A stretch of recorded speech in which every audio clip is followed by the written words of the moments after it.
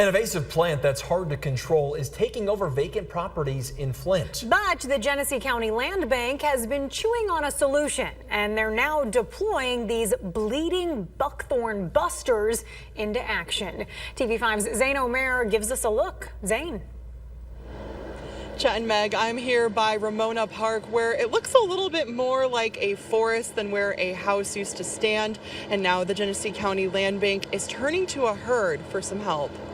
Buckthorn is an incredibly invasive and very fast-growing small tree, very brushy. It's a problem plaguing vacant properties. One of our biggest problems here in the city is illegal dumping, and invasive overgrowth is one of the direct causes of that because it blocks line of sight. The solution? The only animal on the planet that can eat buckthorn and actually digest it is a goat. Funded by the Saginaw Bay Watershed Initiative Network and Conservation Fund, 48 goats will graze on 8 parcels of land owned by the Genesee County Land Bank to clear green space near Ramona Park in Flint. As you can see behind me, what happens is you just get a thicket.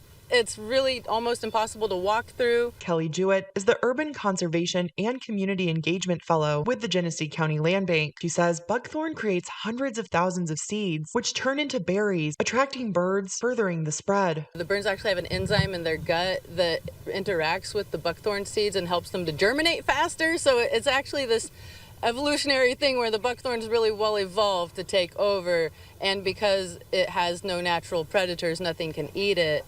Nothing slows it down. While poisonous to humans and other animals, goats are able to digest the invasive plant without any problem. The only other way to get rid of buckthorn is to use a glyphosate. That's the stuff that's in Roundup. We've been finding over and over that stuff causes cancer. This is a neighborhood. There's children that live in the neighborhood. Also, Ramona Park has a storm drain that goes directly to the Flint River, and that drains this entire neighborhood. So anything that got sprayed here would go into the park and then into the watershed. And it'll take several 3 to 4 day feedings until the buckthorn is gone for good. The goats are going to be here 3 different rounds of grazing separated by a couple of weeks. That way the goats mow it literally to the base level, and then the plant has a few weeks to regrow using all of the energy in its root system.